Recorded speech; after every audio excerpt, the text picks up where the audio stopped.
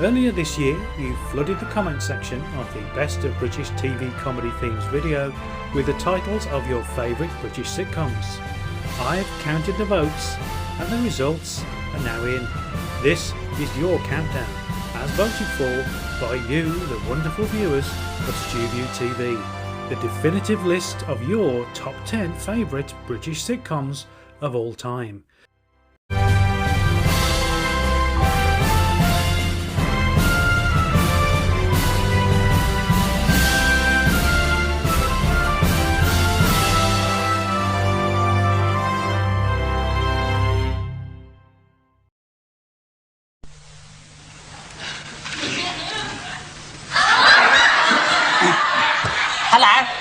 This is a trailer for the young ones. Hi, I'm Neil, and I'm one of the young ones. We're going to be coming on your screens very soon with lots of bands and laughter and fun. Let me introduce you to some of my wacky pals. This is Vivian, and Mike, and this is Rick. Right. That's it, Neil. I said 10 seconds. The Young Ones, a new comedy series for the autumn, next Tuesday at 9 o'clock on BBC Two.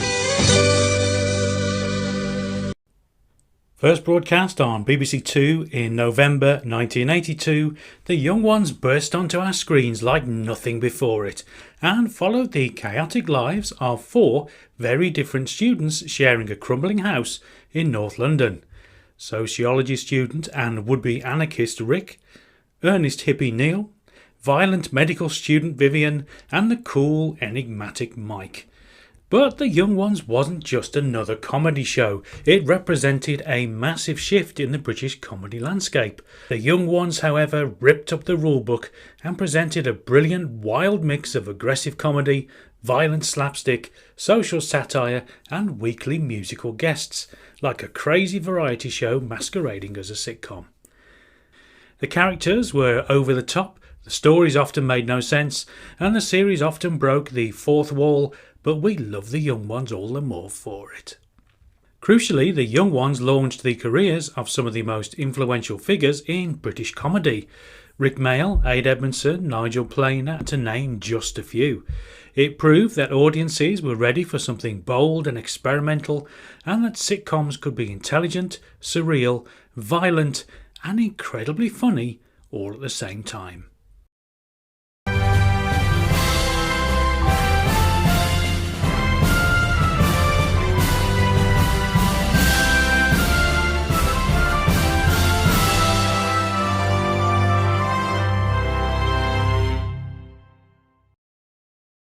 Coming in at number 9 is another incredibly funny comedy from the brilliant minds of Rick Mayall and Ade Edmondson.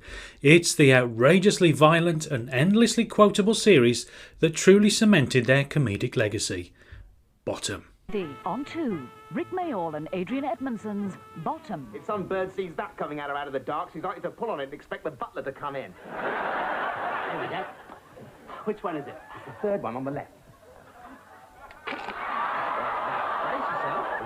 But this might make your eyes water.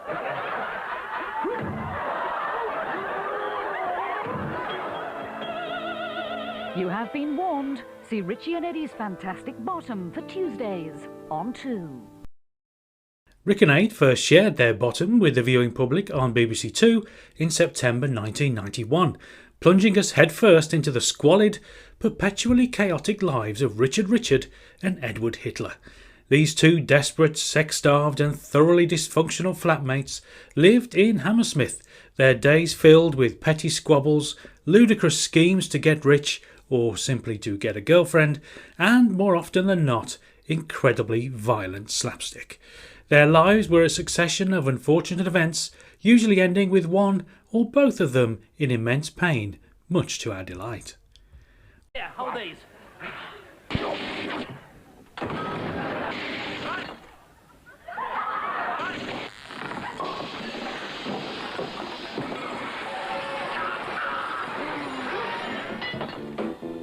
Title, Bottom, Subject, Gas. Tomorrow, 9 o'clock on 2. While The Young Ones was undoubtedly groundbreaking, I think it's fair to say that Bottom has more successfully stood the test of time and remains arguably Rick Mayall and Adrian Edmondson's greatest ever work. The Young Ones was a broader show, throwing pretty much everything into the mix, while Bottom stripped everything back to its simplest form. This was just Richie and Eddie, stuck together, often in one room, driven to absolute distraction by each other's very existence. This cramped setting made their strange chemistry even more intense, turning simple, everyday moments into huge battles, usually ending in cartoon-like violence that managed to be both shocking and incredibly funny. The characters were over the top, but also strangely lovable, their desperation making them relatable, even when they were doing the most absurdly aggressive things. The jokes were super sharp, full of angry banter and pathetic begging, but it was the physical comedy, that wonderfully exaggerated, almost stage-like slapstick, that truly made the series stand out. It was like a live-action cartoon full of frying pans to the face, kicks to the groin, and sharp objects to the eyes, all performed with incredible energy by Rick Mayall and Adrian Edmondson. While The Young Ones felt very much of its time, Bottom's themes of loneliness, desperation, and the sheer annoyance of living with someone you can't stand, but also can't do without, feel forever relevant.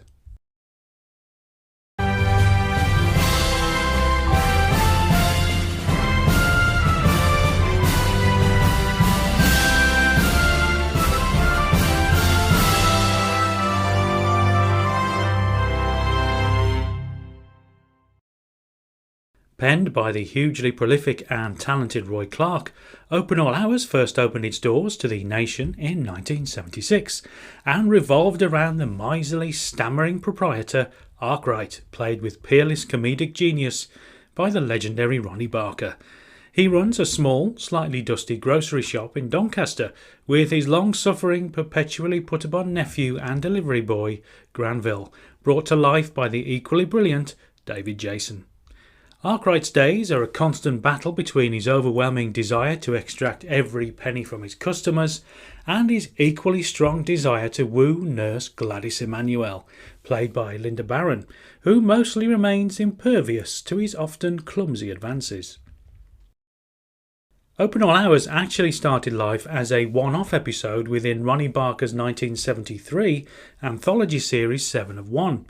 The inventive format of single, standalone episodes that acted as possible pilots for full series also gave us another true titan of British comedy, Porridge, a series that we may well be revisiting later in the countdown. That single successful episode of Open All Hours led to a full series in 1976, but then surprisingly it took a break for a few years. It wasn't until 1981 that Arkwright and Granville were back for a second series, quickly building on that initial success and becoming a firm favourite with viewers across the UK. 4 series were made in total, ending in 1985, but the story of Arkwright's didn't end there. In 2013, David Jason was back as Granville in Still Open All Hours, now in sole charge of the shop and fully immersed in his uncle's penny-pinching ways. The enduring appeal of Open All Hours lies in its wonderfully observed characters and its warm observational humour. There's a timeless quality to the gentle rhythms of daily life in a small shop, the petty squabbles and Arkwright's hilariously transparent schemes. Ronnie Barker's performance as Arkwright was a masterclass in comedic characterisation, and of course the dynamic between him and David Jason as Granville only added to the series' legacy.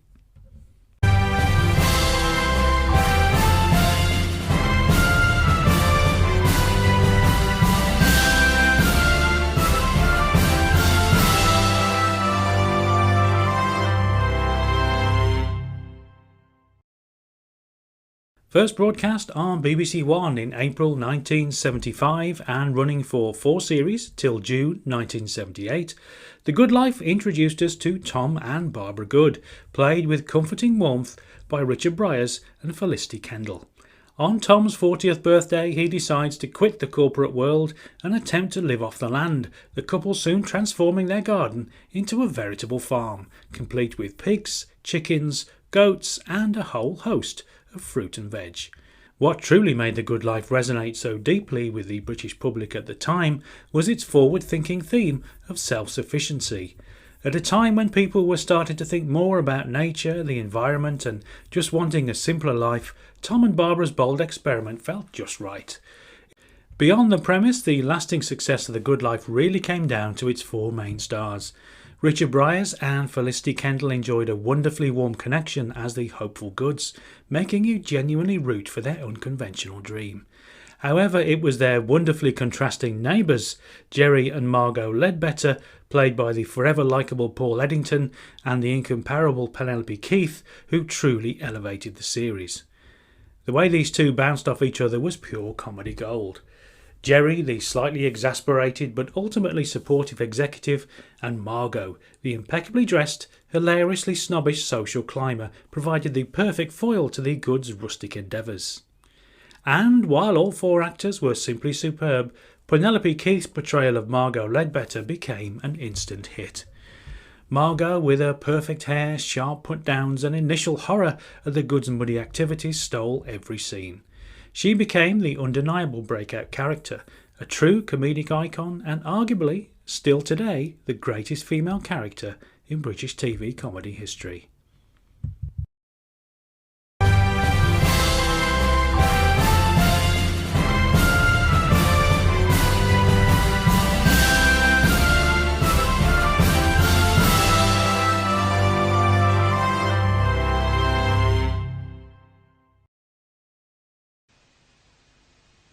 He didn't know the meaning of fear.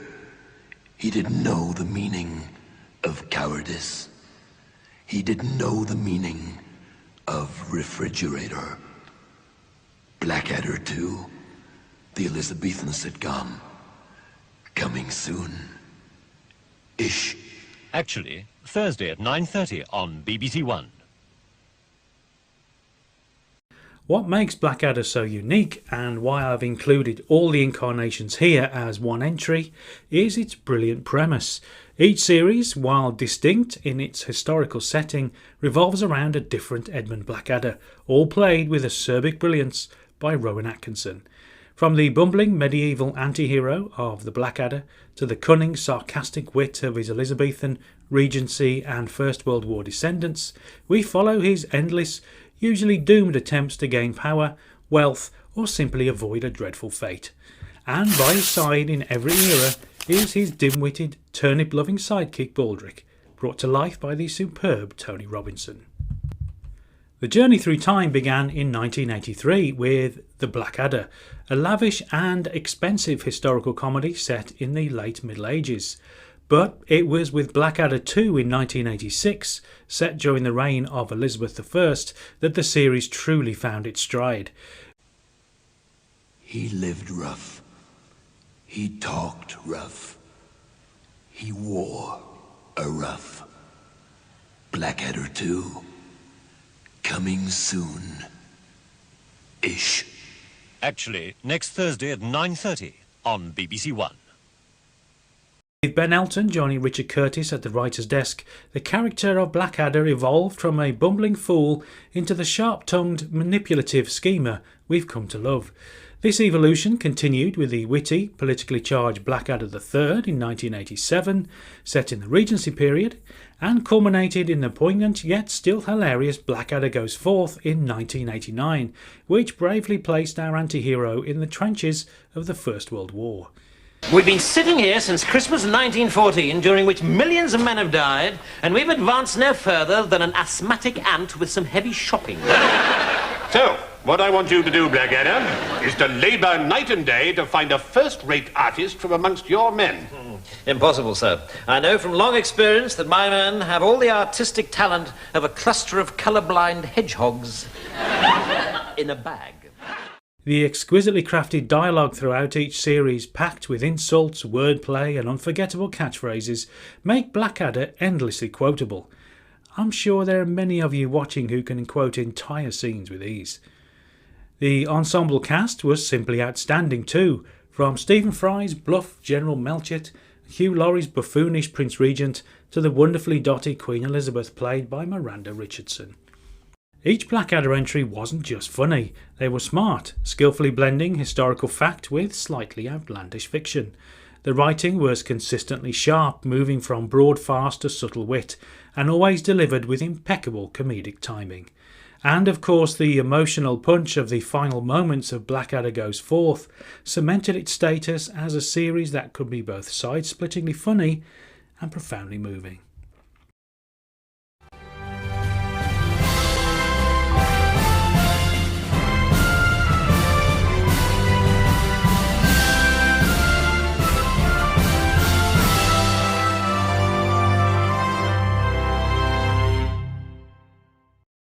First blasting onto our screens on BBC Two in February 1988, Red Dwarf transported us 3 million years into the future, aboard the mining spaceship of the same name, where we meet Dave Lister, played with relatable charm by Craig Charles, who happens to be the last human being alive.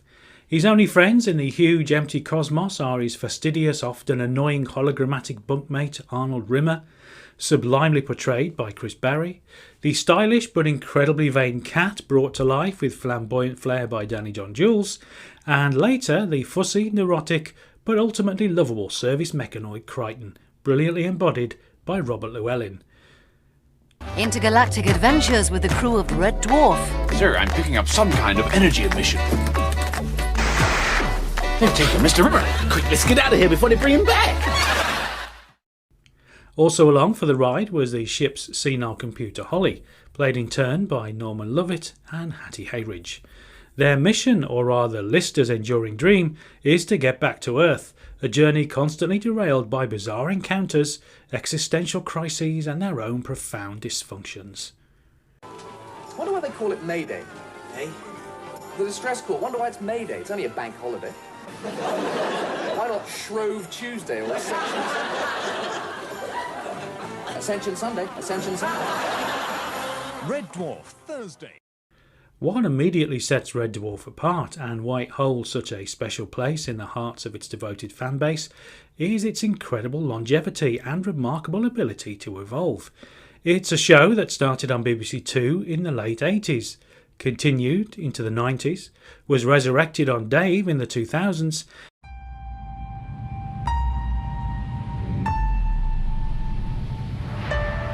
Okay, starting her up. Here we go. Crew check. Dave Lister. Crichton. Cat. Arnold J. Rimmer. We're the posse. Boys from the Dwarf. I named this gas moon Rimmer. To Rimmer. So full of gas. The brand new series of Red Dwarf, coming soon only on Dave. and enjoyed a feature-length special in 2020. Red Dwarf is more than just a sitcom. It's a pop culture phenomenon that has consistently delivered smart, funny and surprisingly poignant science fiction comedy.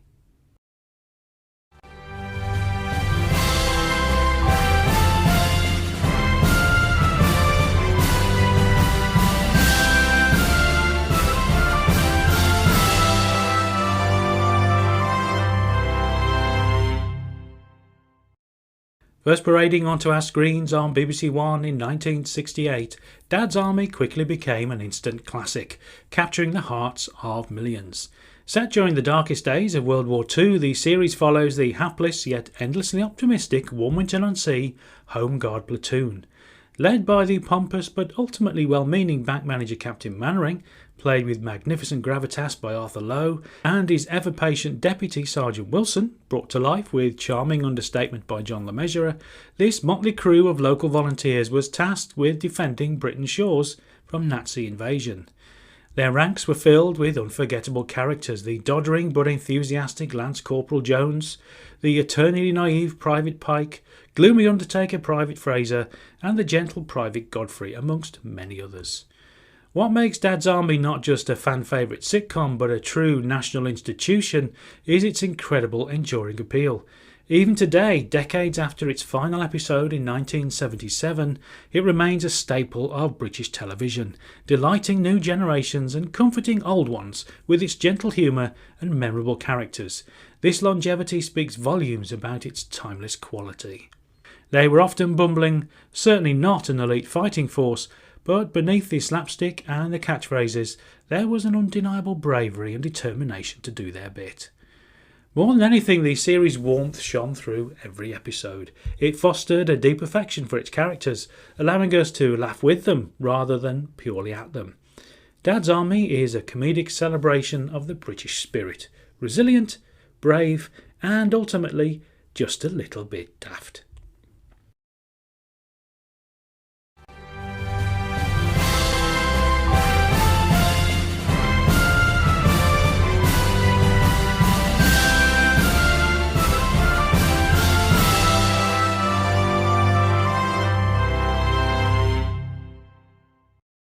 First opening its doors to the public on BBC Two in November 1975, Fawlty Towers drops us straight into the incredibly stressful and often disastrous world of Basil Fawlty, played with manic energy by the one and only John Cleese.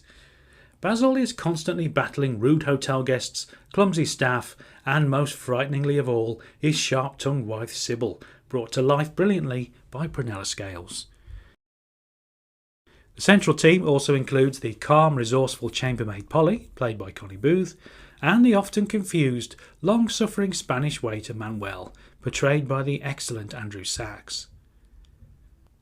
What truly elevates Fawlty Towers above many other sitcoms is its ingenious blend of tightly plotted farce, razor-sharp dialogue, and character-driven mayhem.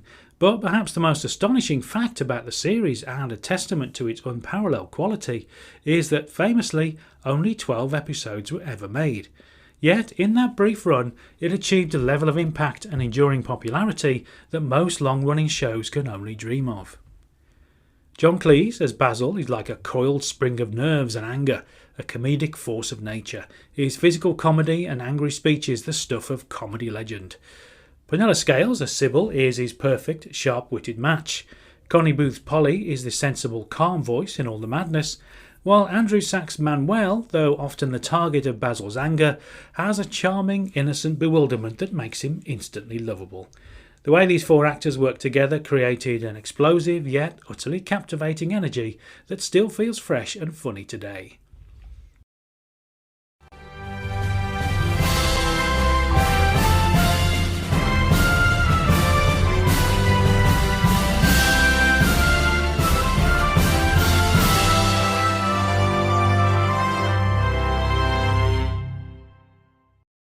First broadcast as a pilot in Ronnie Barker's 1973 anthology series 7 of 1, just like Open All Hours, Porridge quickly broke out to become a full series in 1974.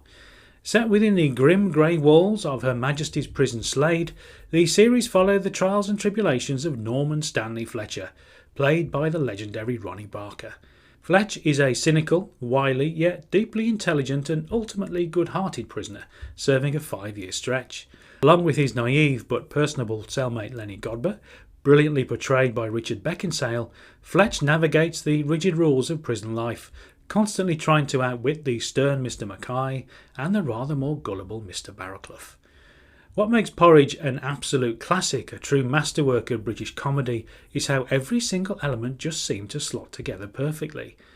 The choice of setting a sitcom in a prison could have been bleak, but writers Dick Clement and Ian La Frenay, an enduring and legendary writing partnership, crafted scripts that were pretty much perfect. Their dialogue was razor sharp, packed with wit, pathos and a profound understanding of human nature, managing to find humour in the most unlikeliest of places without ever trivialising the reality of prison life. And then there's a performance of Ronnie Barker as Fletch.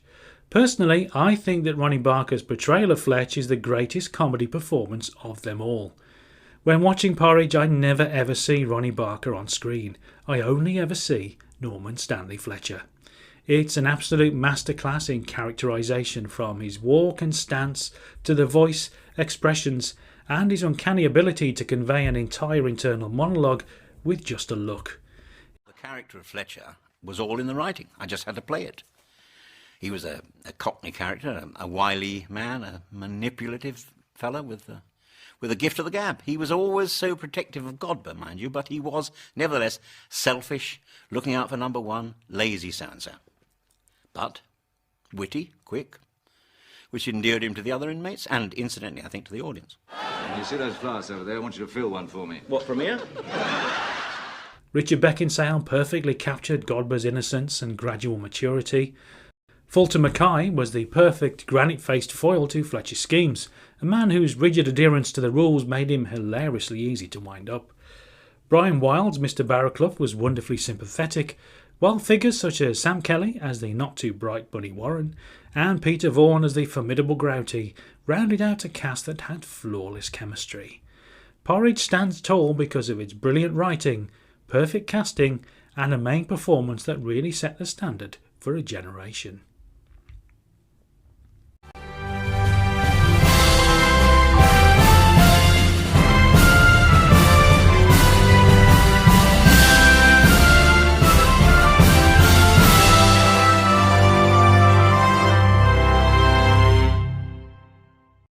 Coming in at the undisputed number one spot in your top 10 favourite British sitcoms of all time is a series that has attained national treasure status.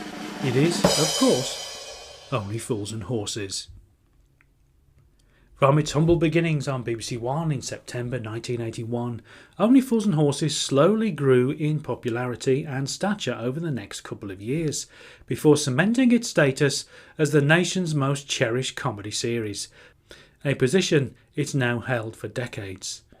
Written by the brilliant John Sullivan, the series introduced us to Derek Delboy Trotter, a Peckham market trader who dreams of one day becoming a millionaire, and his younger, more naive brother Rodney. They lived in their high-rise council flat with their dear old granddad and later the irrepressible Uncle Albert, always striving for that elusive millionaire status, despite their battered three-wheeled van and schemes that inevitably went pear-shaped. What made John Sullivan's writing so utterly unique was his genius in blending side-splitting slapstick and quotable one-liners with moments of pathos and genuine warmth. He created a world that felt utterly real, populated by characters who were funny but flawed. Trigger, Boycie, Marlene, Denzel, Mike, Mickey Pierce, they weren't just characters, they were neighbours, mates, people you felt you knew. For me, Only Fools and Horses holds a special place in my heart. In fact, it was a mutual love of the series that first brought my wife Lisa and I together, eventually leading to us writing Trotter Trivia, the Only Fools and Horses quizbook. After first chatting on Twitter, I was then incredibly fortunate to become friends with the late, much-missed John Challis, the legendary Boycie himself. So, yes, for me, Only Fools and Horses means a lot. Only Fools and Horses is more than just a comedy series. It's a cultural phenomenon, a comforting, hilarious constant in British life. It made us laugh, it tugged at our heartstrings, and it showed us that even in the face of constant failure, there's always hope for that pot of gold at the end of the rainbow. Did your favourite make it into the top 10? Also, are there any other topics you would like to vote on for a top 10 video? Do please let me know in the comments. As always, many thanks for watching, and do join me next time for more nostalgic goodness.